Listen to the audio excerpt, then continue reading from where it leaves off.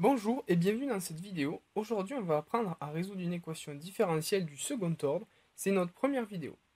Avant de commencer cet exercice, je vous invite à rester jusqu'à la fin de cette vidéo, car à la fin, je vous présenterai ma formation qui s'appelle « Réussir toutes ces équations différentielles ». Mais avant cela, faisons l'exercice. Déterminer la solution générale de l'équation suivante. X seconde de t plus 2x' de t moins 3x de t est égal à 0. Donc, avant de commencer l'exercice, on voit bien qu'on est sur une équation différentielle du second ordre, car dérivée jusqu'à 2 fois. Second membre nul, car est égal à 0.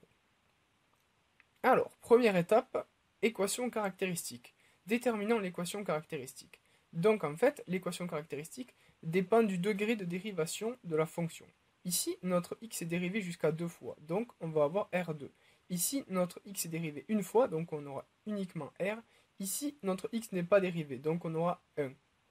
Donc si on multiplie par les coefficients qu'il y a devant, ça va nous donner R2 plus 2R moins 3 est égal à 0 toujours. Donc la première étape, équation caractéristique. Deuxième étape, on va calculer les racines. Pour calculer les racines, il faut obligatoirement passer par delta. On calcule le delta. Delta est égal à b carré moins 4ac, on le rappelle. On trouve un delta est égal à 16. Delta strictement positif. Si le delta est strictement positif, on va avoir deux racines réelles. Ces racines réelles, R1 et R2, est égal à moins b plus ou moins racine carrée de delta sur 2a. Donc ça va être moins 1 plus ou moins 2. Donc ça va être R1 est égal à 1 et R2 est égal à moins 3. On a déterminé nos deux racines réelles. Le cours nous dit, or, si delta est strictement positif, y de x est égal à c1 exponentielle R1x, première racine, plus c2 exponentielle R2x, deuxième racine, avec c1 et c2 des constantes réelles que l'on déterminera ou pas en fonction des conditions initiales.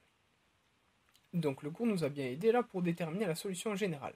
X de t est égal à c1 exponentielle, donc première racine 1 fois t, plus c2 exponentielle moins 3 fois t. Donc c'est égal à c1 exponentielle t plus c2 exponentielle moins 3t.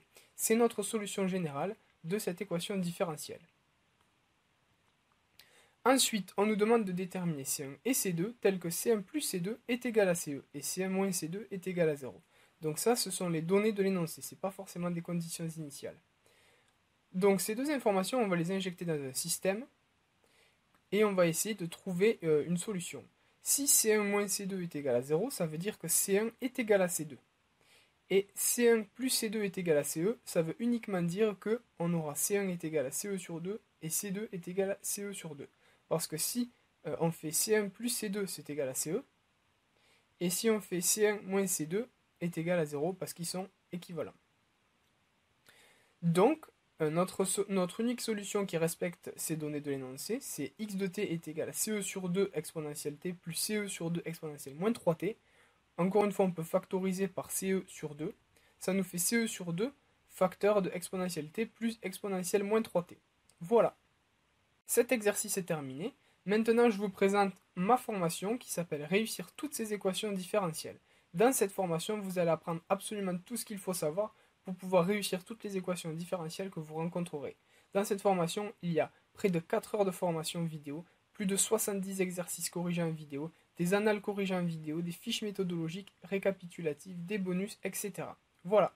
Donc si vous êtes vraiment intéressé par cette formation, je vous invite à cliquer sur le lien qui s'affiche juste sur votre écran ou en description. On se retrouve de l'autre côté.